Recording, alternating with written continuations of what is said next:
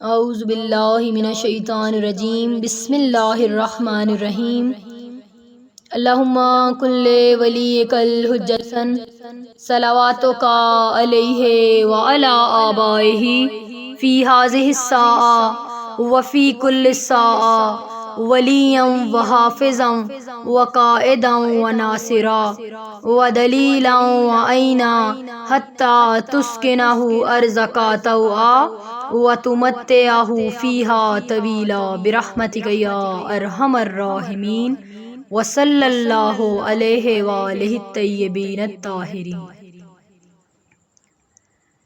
اللہم عجل لولیک الفرج۔ اللہم صلی علی محمد وآل محمد وعجل فرجہم اجمعین۔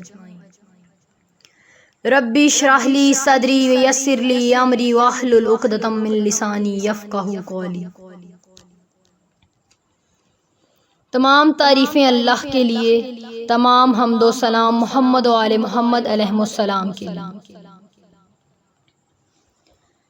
السلام علیکم ویورز، میں ہوں زارا اور مجھے الحمدللہ آپ سب کے ساتھ نہج البلاغہ سے فرامین مولا کائنات علی ابن ابی طالب علیہ السلام شیئر کرنے کی سعادت نصیب ہو رہی ہے، اور اس کے لیے میں اپنے رب کا جتنا شکر ادا کروں وہ کم ہے۔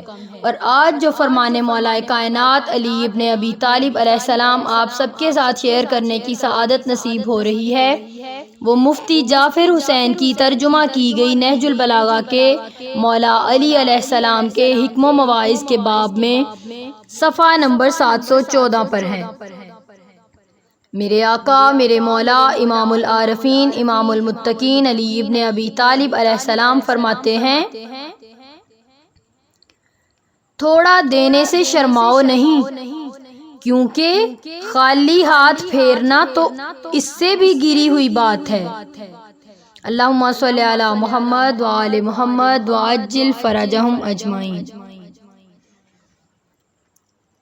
10 ربیع الاول عقد بی بی خدیجہ الکبریٰ اور رسول خدا صلی اللہ علیہ وآلہ وسلم آپ سب کو بہت بہت مبارک ہو۔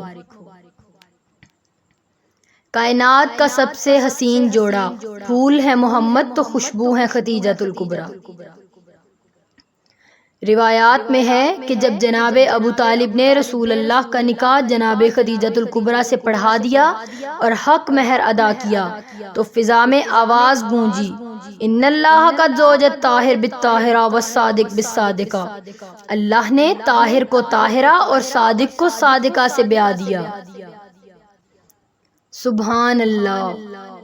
تاریخ میں رقم ہے کہ بی بی خدیجہ الکبریٰ کی ذات وہ ذات پاک ہے کہ جن کے مادر شکم سے ہمیں جناب سیدہ کونین اور حضور پاک کو جو لوگ کہتے تھے کہ اولاد نہیں ابتر ہیں، تانا ختم ہوا، تو یہ کہنا اس بات کی دلیل ہے کہ سرکار محمد کو ابتری کے تانے سے نکال کر سورہ کوثر کے وارث بنانے والی شہزادی کا نام بی بی خدیجہ الکبریٰ سلام اللہ علیہا ہے۔ اللہم صلی علی محمد وآل محمد وعجل فرجہم۔ حضرت خدیجہ الکبریٰ اور حضور پاک کی شادی۔ خود حضور پاک کے اوصاف اور میسرہ نے جو رودات بیان کی ہے، اس سے جناب خدیجہ اتنا متاثر ہوئیں کہ آپ نے حضور سے شادی کرنے کا فیصلہ کیا۔ آپ ایسے ماحول میں جب روسا، عمرہ اور مکے کے نوجوان آپ سے شادی کے خواہش مند تھے، ایسے ماحول میں آپ نے سب سے انکار کیا اور ایک یتیم شخص سے شادی کرنے کا خود پیغام دیا ہے، اس لیے کہ خدیجہ الکبریٰ کی نظریں جناب رسول خدا کے عظیم روحانی شخصیت کا مشاہدہ کر رہی تھیں۔ حضرت خدیجہ الکبریٰ نے بچپن کے عالم میں یہ خواب دیکھا تھا کہ خواب میں آپ نے دیکھا کہ میرے گھر میں سورج اتر رہا ہے۔